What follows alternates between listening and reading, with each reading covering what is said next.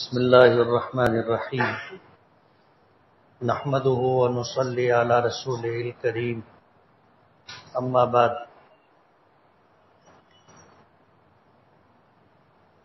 اعوذ باللہ من الشیطان الرجیم یا ایہا الذین آمنوا اصبروا وصابروا ورابطوا واتقوا اللہ لعلکم تفلحون صدق اللہ العظیم۔ بزرگان محترم اور عزیز دوستو،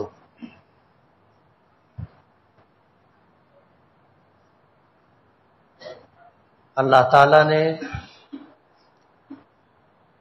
انسانوں کو پیدا فرمایا، اشرف المخلوقات کی نعمت عطا کی، عقل و شعور سے اللہ پاک نے نوازا، اللہ پاک کی منشا کو سمجھنے کے لیے اللہ پاک نے یہ نعمت دی۔ انسانوں کے علاوہ اللہ نے جتنی مخلوقات پیدا کی ہیں وہ سب اللہ رب العالمین کی اطاعت و فرما برداری میں لگی رہتی، اور یہی ان کی زندگی کا سبب بھی ہے۔ علماء نے جو بات کتابوں میں صراحت کے ساتھ لکھی ہے کہ جب اللہ نے انسانوں کو عقل کی نعمت عطا کی تو انہیں اسباب کا مکلف کیا، اور دیگر تمام مخلوقات کو اللہ پاک نے عقل کی نعمت نہیں دی تو انہیں اللہ پاک بغیر سبب کے ان کی ضروریات کا تکفل فرماتے۔ ان کو سبب اختیار کرنا اور پھر اس کے بعد ان کے لیے روزی کا ملنا اس طرح کی بات نہیں ہے۔ اللہ پاک انہیں بغیر سبب کے روزی دیتا ہے۔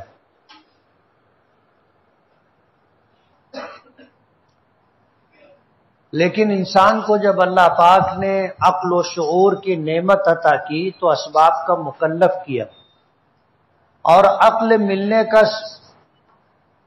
ملنے کے بعد عقل کا صحیح استعمال اللہ پاک کی منشا ہے۔ یہی وجہ ہے علماء نے کتابوں میں یہ بات لکھی ہے کہ ایسے لوگ جو جنگلوں میں ہیں، جن تک انبیاء کرام علیہم السلام کی تعلیمات پہنچی نہیں، اور ان تعلیمات سے واقف لوگ بھی وہاں تک پہنچ کر کے ان کو قرآن پاک سے، نبی کریم صلی اللہ علیہ وسلم کے ارشادات سے واقف نہیں کرایا، یعنی تبلیغ کے ذریعے بھی ان تک یہ پیغام نہیں پہنچا۔ اب ظاہر بات ہے جو لوگ جنگلوں میں پیدا ہوئے اور ان کی زندگی جنگلوں میں گزر رہی ہے، نہ انہیں انبیاء کرام علیہم السلام کی آمد کی خبر ہے، نہ قرآن کریم ان کے پاس ہے، نہ حدیث پاک ان کے پاس ہے، اور نہ کوئی یہ باتیں بتانے والا ان تک پہنچا۔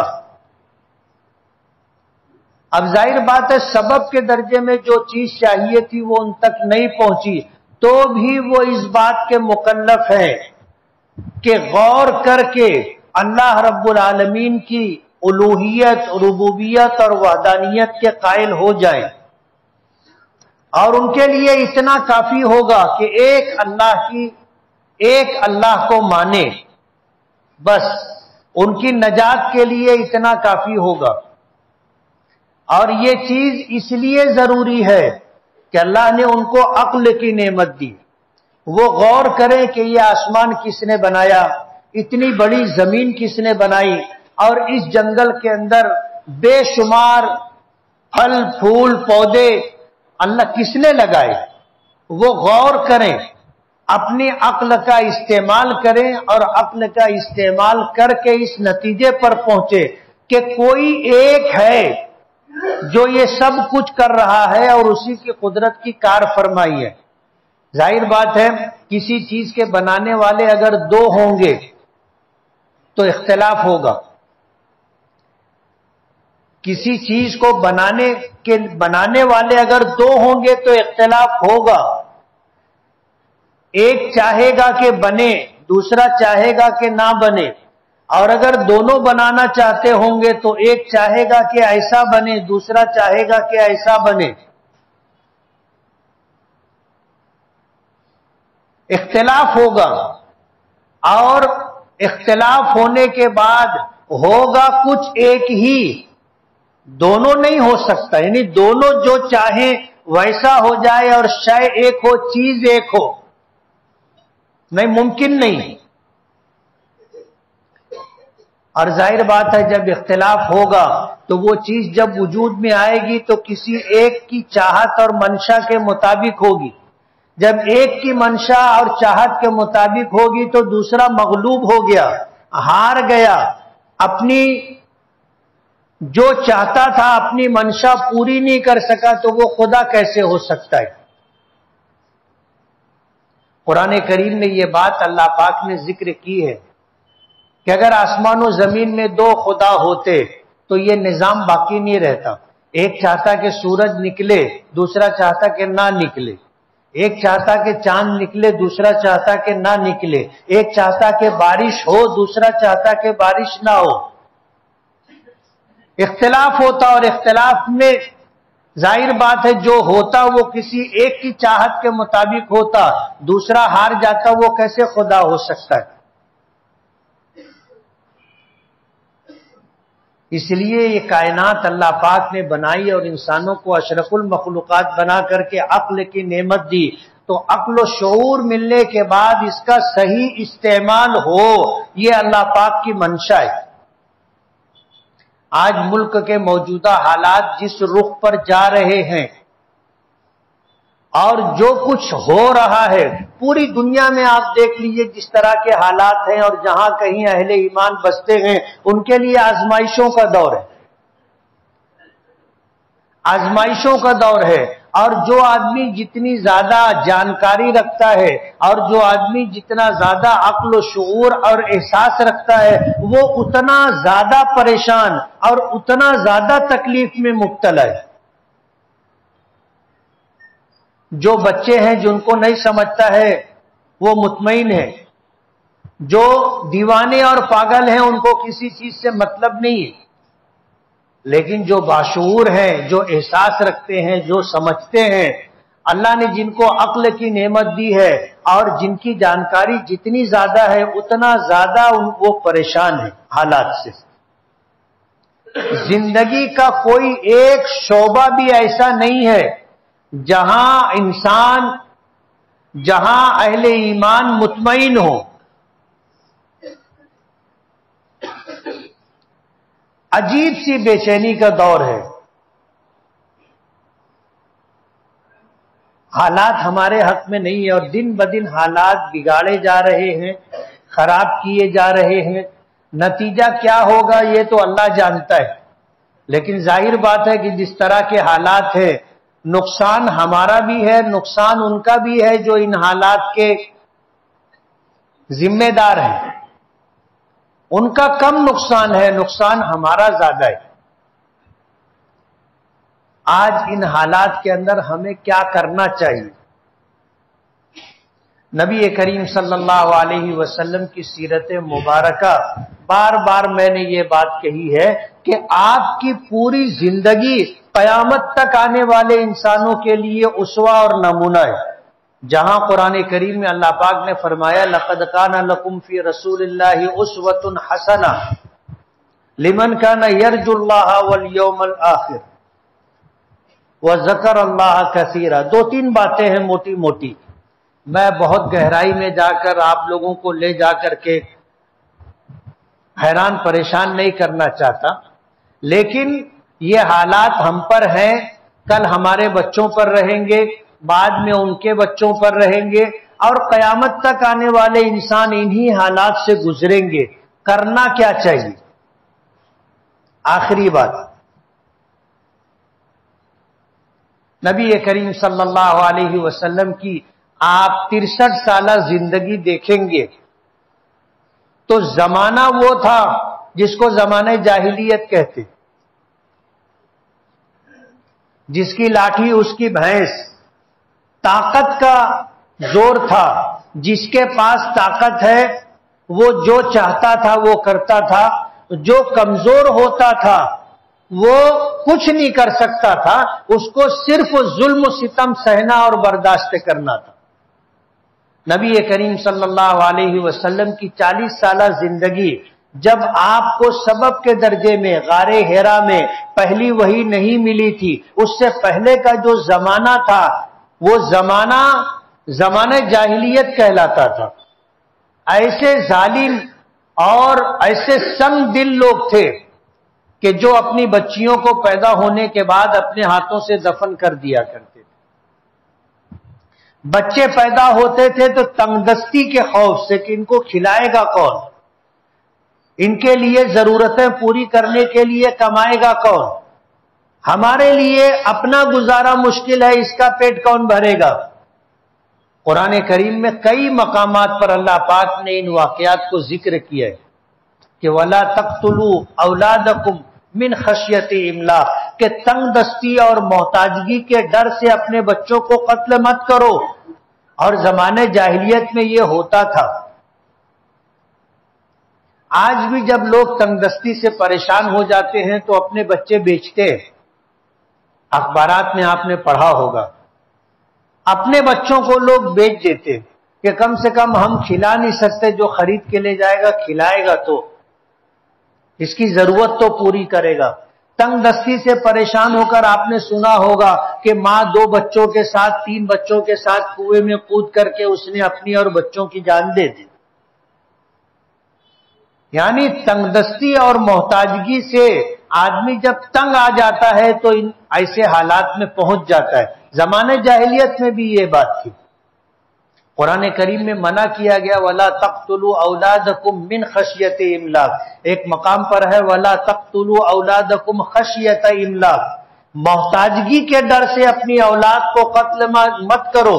یعنی بچہ پیدا ہوتا تھا تو بھی قتل کر دیتے تھے، بچی پیدا ہوتی تھی تو عار اور ذلت کے سبب اس کو جو ہے دفن کر دیا جاتا تھا۔ ایسے زمانے میں نبی کریم صلی اللہ علیہ وسلم کی ولادت باسعادت ہوئی تھی اور 40 سال کا زمانہ گزرا تھا۔ اصل زمانہ آپ کا زمانہ نبوت ہے، یعنی 40 سال کی عمر ہوئی، وہاں سے 63 سال 23 سال کا جو یہ زمانہ ہے، یہ 23 سال کا زمانہ زمانہ نبوت کہلاتا ہے۔ 40 سال کی عمر مکمل ہونے پر آپ کو وحی ملی، قرآن کریم کے سورہ اقرا کی ابتدائی آیتیں نازل ہوئی۔ آپ غار حرا میں تھے، حضرت جبرائیل آئے تھے اللہ کا پیغام لے کر کے۔ حضرت جبرائیل کا پیغام لانا وحی کہلاتا ہے۔ تو وحی اللہ کا پیغام لے کر جبرائیل آئے اور حضور پاک صلی اللہ علیہ وسلم تک اللہ کا پیغام پہنچایا۔ یہ وحی ہے اور یہی سب سے پہلی وحی تھی۔ یہاں سے آپ کا دور نبوت شروع ہوتا ہے اور پھر اس کے بعد 3 سال تک دوسری وحی نہیں آئی تھی۔ دوسری وحی 3 سال کے بعد آئی سورہ مدثر کے یا ایھا المدثر قم فانذر وربک فکبر وثیابک فطہر والرجز فہجر ولا تمنن تستکثر ولربک فاصبر۔ سورہ مدثر کی آیتیں نازل ہوئی۔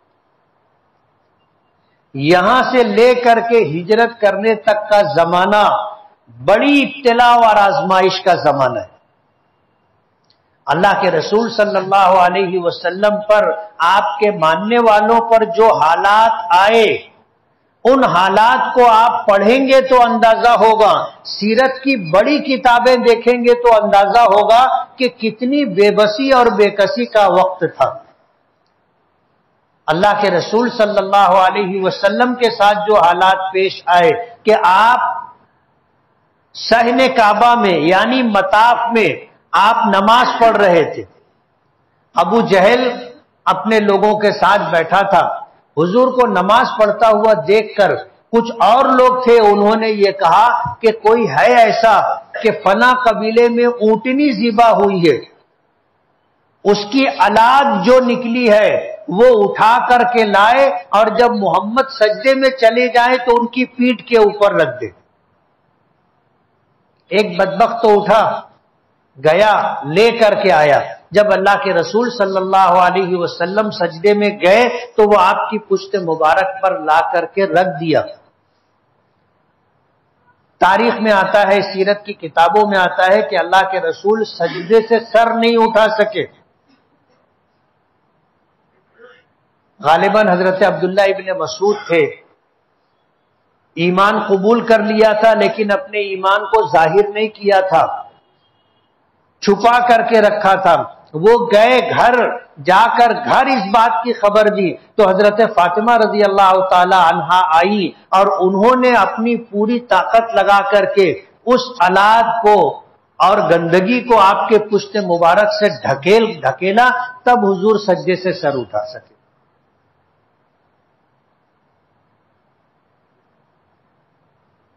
کوئی کچھ نہیں کر سکا۔ آپ اندازہ کرو کتنی بے بسی اور بے کسی تھی کہ جو لوگ ایمان قبول کیے تھے اپنے ایمان کو چھپائے ہوئے تھے، انسانیت کے ناطے بھی آ کر کے وہ آپ کی پشت مبارک سے یہ غلاظت ہٹا نہیں سکتے تھے، اور مشرکین مکہ ہنس رہے تھے، لوٹ پوٹ ہو رہے تھے۔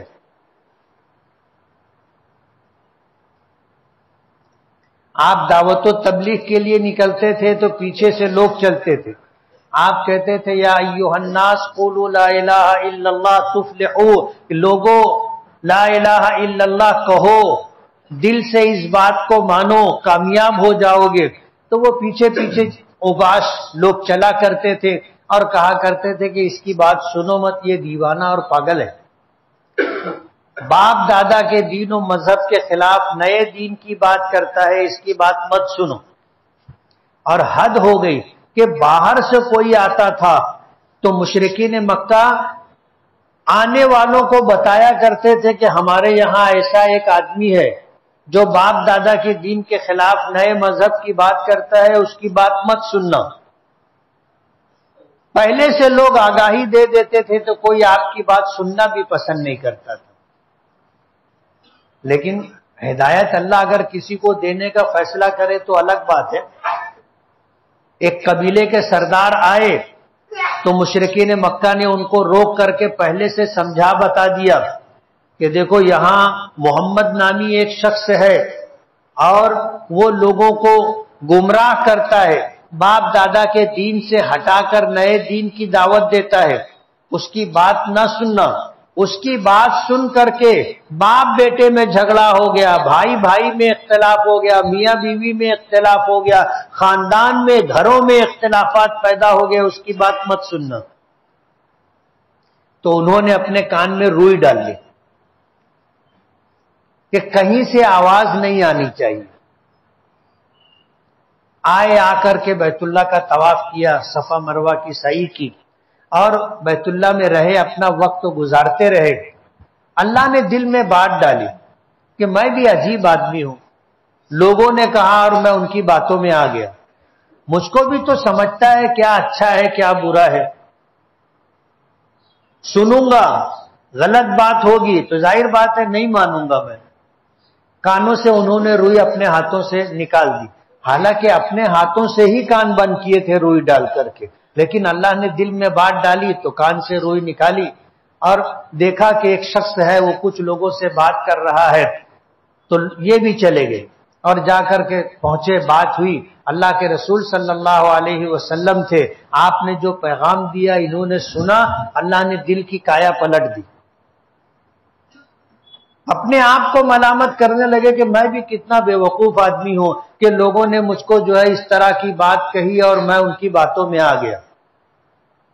اس آدمی کی بات تو صحیح ہے، یہ جو کچھ کہہ رہا ہے سچ کہہ رہا ہے، صحیح بات کہہ رہا ہے، میں لوگوں کے بہکاوے میں آ گیا تھا۔ انہوں نے ایمان قبول کیا اور پھر اللہ کے رسول صلی اللہ علیہ وسلم سے کہنے لگے کہ اللہ کے رسول میں اعلان کرتا ہوں۔ حضور نے فرمایا اعلان مت کرنا، جاؤ اپنے قبیلے میں اور جانے کے بعد انتظار کرنا، جب اللہ ہمیں غلبہ دے گا، عزت دے گا تو آنا۔ ابھی جاؤ بت پرستی چھوڑ دو، شرک کو چھوڑ دو، ایک اللہ کی وحدانیت، ربوبیت، الوہیت کو مان کر کے زندگی گزارو، انتظار کرو، جب اچھے دنوں کی خبر تم تک آئے گی تو آ جانا۔ وہ گئے اور اپنے قبیلے میں لوگوں میں دعوت و تبلیغ شروع کر دی، لوگوں کو سمجھانا شروع کر دیا، اور پھر ایک وقت آیا پورا قبیلہ اٹھ کے آیا ایمان قبول کرنے کے لیے۔ وہ قبیلے کے سردار تھے۔ آپ اندازہ کرو کہ حالات کیسے تھے مکہ کے۔ جو ایمان قبول کر لیتا تھا اس کے ایمان چھپانا پڑتا تھا، ظاہر کرے تو حالات بگڑ جاتے تھے۔ حضرت ابو بکر صدیق رضی اللہ تعالی عنہ کے متعلق آتا ہے کہ انہوں نے ایمان قبول کیا، اپنے ایمان کو ظاہر کیا، لوگوں نے اتنا مارا اتنا مارا اتنا مارا کہ مرا ہوا سمجھ کر چھوڑ کر چلے گئے۔ گھر والوں کو خبر ہوئی، آ کر کے حضرت ابو بکر صدیق کو گھر لے گئے، بے ہوشی کی حالت تھی، پتہ نہیں کب تک بے ہوش رہے۔ جب ہوش آیا تو سب سے پہلے انہوں نے نبی کریم صلی اللہ علیہ وسلم کے حالات جاننا چاہے کہ حضور کیسے ہے، ان کے ساتھ کیا ہوا، حضور کیسے۔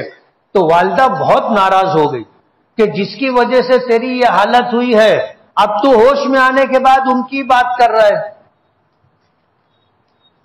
ایسے حالات حضرت ابو بکر صدیق کے متعلق آتا ہے کہ مکہ انہوں نے چھوڑ دیا تھا۔ پیچھے میں نے تفصیل سے واقعہ سنایا تھا، یمن کی طرف جا رہے تھے، ایک قبیلے کے سردار آ رہے تھے، انہوں نے ابو بکر صدیق کو دیکھا تو پوچھا کہاں، تو کہنے لگے میں نے مکہ چھوڑ دیا ہے حالات سے تنگ آ کر کے، اب میں جا رہا ہوں، جہاں سر سمائے گا وہاں رہوں گا۔ انہوں نے کہا کہ تم جیسا شخص مکے سے نکالا نہیں جا سکتا، لا یخرج مثلک، تمہارے جیسا اچھا آدمی مکے سے نکالا نہیں جا سکتا، تم کیوں مکہ چھوڑ کر کے جا رہے ہو، چلو۔ تو کہنے لگے کہ نہیں جاؤں گا، میں وہاں نماز نہیں پڑھ سکتا، قرآن کریم نہیں پڑھ سکتا، ایک اللہ کی عبادت کھل کر کے نہیں کر سکتا، میں مکہ میں نہیں رہنا چاہتا۔ وہ سمجھا بجھا کے واپس لائے، اور اس کے بعد مکے میں داخل ہونے سے پہلے اپنے قبیلے کے نوجوانوں کو بلایا، وہ تلوار اور ہتھیاروں کے ساتھ آئے، اور پھر حضرت ابو بکر صدیق کو اپنی پناہ میں لے کر حرم میں آئے، مطاف میں اعلان کیا کہ ابو بکر کو میں نے پناہ دی ہے، اگر کوئی ان کے ساتھ تعرض کرے گا تو میرا قبیلہ اس سے جنگ کرنے کے لیے کھڑا رہے گا۔ حضرت ابو بکر صدیق کو گھر پہنچایا، کچھ دن گھر میں رہے، نماز تلاوت کرتے رہے، پھر صحن میں قرآن کریم کی تلاوت کرنے لگے۔ جب صحن میں قرآن کریم کی تلاوت کرنے لگے تو آنے جانے والے لوگ رک کر کے سنا کرتے تھے، اور اللہ کا کلام تھا، لوگوں پر اثر انداز ہوتا تھا۔ مکے والے گئے ان کے پاس، ابن الدغنا نام قارا قبیلے کے شیخ تھے، ان کے پاس گئے کہ آپ ان کو سمجھاؤ، تم نے پناہ دی ہے تو ہم نے اپنے ہاتھ روک رکھے ہیں، اب وہ صحن میں اپنے گھر کے صحن میں جو کچھ پڑھتے ہیں ہمارے بیوی بچے ان سے متاثر ہو رہے، تو ان کو منع کرو کہ گھر کے اندر جو کرنا ہے کرو، ورنہ اپنی پناہ واپس لے لو۔ آئے، انہوں نے آ کر حضرت ابو بکر صدیق کو سمجھایا، حضرت ابو بکر صدیق نے ماننے سے انکار کر دیا، تو کہنے لگے کہ میں اپنی پناہ واپس لے لوں گا۔ تو حضرت ابو بکر صدیق نے کہا کہ ٹھیک ہے، تم اپنی پناہ واپس لے لو، میرے لیے اللہ کی پناہ کافی ہے۔ ایسے حالات تھے مکے کے، 10 سال مکے کے اور 10 سال مدینے کے۔ یہ 10 سال جو مکے کے تھے، آج علماء نے دنیا بھر کے حالات کو دیکھ کر تجزیہ کیا ہے کہ آج اہل ایمان پر مکی دور گزر رہا ہے۔ ہم لوگ مالیگاؤں میں ہیں، ہم کو پتہ نہیں ہے، ہم بہت اچھے ہیں الحمدللہ اور بہت مطمئن ہیں، لیکن جہاں حالات ہیں اور جہاں مسلمان تھوڑے ہیں، ان کے لیے اس طرح عبادتوں کا کرنا مشکل. ابھی 2 دن پہلے اخبار میں آپ نے پڑھا کہ ٹرین میں نماز پڑھ رہے تھے تو اس پر ہنگامہ. اب ہم لوگ نماز پڑھتے ہیں تو آگے سے کوئی نہ گزرے اس کا خیال رکھا جاتا ہے. اب ٹرین میں نماز پڑھتے ہیں تو لوگوں کو تھوڑا رکنا پڑتا ہے, تو وہ جو تھوڑی دیر کے لیے رکنا پڑا اس پر ہنگامہ ہو گیا. یعنی اب ہم پلیٹ فارم پر بولو, ٹرین میں بولو, نماز بھی نہیں پڑھ سکتے. ہم اپنے یہاں اپنے شہر میں بہت مطمئن ہیں, تھوڑا باہر نکلو تو حالات کا اندازہ ہوگا. میں نے ایئرپورٹ پر نماز پڑھی تو میرے ساتھ جو مسلمان بیٹھے ہوئے تھے, اتفاق سے میں اکیلا تھا, وہ مسلم لوگ تھے ساتھ میں تھے. میں کنارے مصلی بچھا کر نماز پڑھنے لگا, وہ لوگ کرسی سے اٹھ کر دور جا کے بیٹھ گئے. بعد میں مجھ سے کہنے لگے کہ آپ کہیں بھی نماز پڑھ لیتے. میں نے کہا کسی کو کیا تکلیف, میں کنارے نماز پڑھ رہا تھا. ایسا ڈر اور خوف کا ماحول. وہ کہاں کے رہنے والے تھے پتہ نہیں, لیکن آپ اندازہ کرو حالات کتنے سنگین ہیں. آج ہم مکی دور سے گزر رہے ہیں اور انشاءاللہ مدنی دور بھی آئے گا. حالات سدا یکساں نہیں رہتے, حالات بدلتے رہتے ہیں. تاریخ اپنے آپ کو دہراتی ہے. کبھی ہم حکمراں تھے, آج ہم محکوم ہیں. ہندوستان پر صدیوں مسلمانوں نے حکومت کی ہے. آج کسی اور کا اقتدار ہے اور کل کسی اور کا اقتدار رہے گا. تاریخ اپنے آپ کو دہراتی ہے. بولتے ہیں نا دنیا گول ہے, دنیا گول ہے. آدمی جہاں سے چلتا ہے گھوم کر کے پھر وہاں آتا ہے. اس لیے مایوسی نہیں ہے, لیکن آج ہم ہندوستان میں اور دنیا کے بیشتر مقامات پر مکی دور سے گزر رہے ہیں. صبر سے, تحمل سے, برداشت کے ساتھ ہمیں اپنا وقت نکالنا ہے. جھگڑنا, لڑنا, ٹکرانا, آج حالات ویسے نہیں ہیں. ہم صبر کریں. یا ایھا الذین آمنوا اصبروا, اے ایمان والو صبر کرو, ثابت قدم رہو. ثابت قدم رہنے کا مطلب یہ ہے کہ اپنے دین پر جم کر کے کھڑے رہو اور اپنے دین کے مطابق عمل کرتے رہو. حالات آئیں برداشت کرو. جواب دینے کی ضرورت نہیں ہے. مکے میں مسلمانوں کو خود نبی کریم صلی اللہ علیہ وسلم کو اس بات کا پابند کیا گیا تھا کہ کسی کو جواب نہیں دینا ہے. کوئی ظلم کرے تو برداشت کر لینا ہے. یہی بات تھی مسلمانوں کے لیے. کسی کو جواب دینے کی اجازت نہیں تھی. اللہ کے رسول صلی اللہ علیہ وسلم کے پاس لوگ اپنی تکلیف کی اور لوگوں کی ظلم و بربریت کی شکایت لے کر کے آتے تھے تو حضور فرماتے تھے کہ صبر کرو, صبر کرو, دن بدلیں گے. مدینہ گئے, ابتدائی دور مدینے کا بھی حالات کے ساتھ گزرے. پھر اس کے بعد اللہ نے جو تبدیلی لائی, جو سلسلہ شروع ہوا, خود نبی کریم صلی اللہ علیہ وسلم سے پہلی جنگ ہوئی بدر, احد, خندق, جنگیں چلی, فتح مکے کی جنگ ہوئی, مکہ فتح ہو گیا. اور مکہ فتح ہوا تو پھر یہ ہوا کہ وَرَأَيْتَ النَّاسَ يَدْخُلُونَ فِي دِينِ اللَّهِ أَفْوَاجًا, کہ جب تم دیکھو کہ اللہ کی مدد آ گئی ہے اور لوگ فوج در فوج اسلام میں داخل ہو رہے ہیں. تو حضور نے فتح مکہ کے بعد دیکھا, لوگوں نے دیکھا کہ اب پورا قبیلے کا قبیلہ اٹھ کر آتا تھا اور اسلام قبول کرتا تھا. کہاں تو کوئی ایک آدمی بات سننے کے لیے تیار نہیں تھا. مکہ بھی مسلمانوں کے ہاتھ آ گیا. اور پھر حضرت ابوبکر کا دور گزرا اور پھر حضرت عمر کا دور آیا. تو حضرت عمر کے زمانے میں 25 لاکھ مربع میل پر حضرت عمر کی حکومت تھی اور یہ سلسلہ پھر بڑھتا ہی رہا.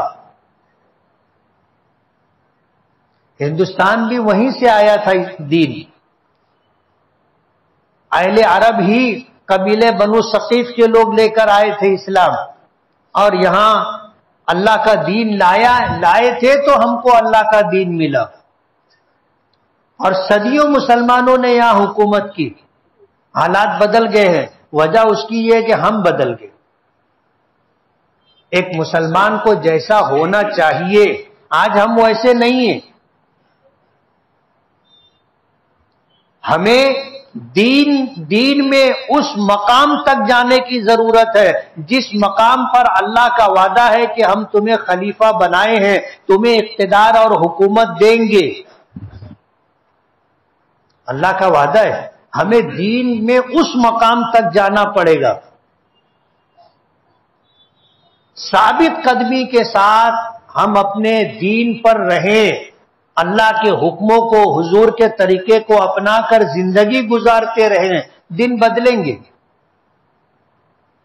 مگر اس کے لیے ہمیں پہلے اپنے آپ کو بدلنا ہوگا۔ اور میں نے اپنی بات شروع کی تھی کہ اللہ نے ہمیں عقل کی نعمت دی ہے، تو اللہ کی منشا یہ ہے کہ ہم اپنی عقل استعمال کریں سوجھ بوجھ کے ساتھ۔ اگر حالات ہیں تو حالات میں برداشت کے ساتھ ہمیں وقت گزارنا ہے، مایوسی نہیں، سوچ سمجھ کر کے کوئی فیصلہ کرنا ہے، جذبات سے مغلوب ہو کر کے، جلد بازی میں بغیر کسی مشورے کے کوئی فیصلہ نہ ہو۔ آج برداشت کرنا ہے، بڑوں کے فیصلے کا انتظار کرنا ہے، اور جب تک حالات موافق نہیں ہے ہمیں برداشت کے ساتھ ساتھ اپنے دین پر ثابت قدم رہنا ہے۔ آج تو حالات ایسے، نہ ہمارے ہاتھ میں دین ہے نہ ہمارے ہاتھ میں دنیا ہے۔ چلو ٹھیک ہے، ہمارے ہاتھ میں دنیا نہیں، دین تو رہنا چاہیے، دین تو رہنا چاہیے۔ یہی بات قرآن کریم میں ہے کہ ایمان والو اصبرو، صبر، ثابت قدمی، تحمل اور برداشت کے ساتھ اپنے دن نکالنا، وصابرو، اور ایک دوسرے کو صبر کی تلقین بھی کرو۔ کسی کو دیکھو کہ وہ جذبات سے مغلوب ہو کر کے کچھ جلد بازی میں بغیر مشورے کے آگے بڑھنا چاہ رہا ہے، کچھ کرنا چاہ رہا ہے، اس کو سمجھاؤ۔ وصابرو، ایک دوسرے کو سمجھاؤ، صبر کی تلقین کرو۔ ورابطو، آپس میں اپنے تعلقات کو جوڑ کر کے رکھو، آپس میں لڑ بھیڑ کر کے خانوں میں بٹ کر کے مت رہو، متحد رہو، اپنی صفوں کو درست کرو۔ واتقوا اللہ، اور اللہ سے ڈر کر کے زندگی گزارو، لعلکم تفلحون، تاکہ تم کامیاب ہو جاؤ۔ قرآن کریم قیامت تک آنے والے انسانوں کے لیے اور قیامت تک آنے والے حالات میں ہماری رہنمائی کرنے والی کتاب قرآن کریم ہے، اور عملی طور پر نبی کریم صلی اللہ علیہ وسلم کی زندگی آپ کا اسوہ اور نمونہ ہمارے لیے ہے کہ حالات بدلیں گے اور ہر حالات میں حضور کا طریقہ ہمارے لیے موجود ہے، اس طریقے پر زندگی گزارے، انشاءاللہ کامیاب ہوں گے۔ وآخر دعوانا ان الحمدللہ رب العالمین۔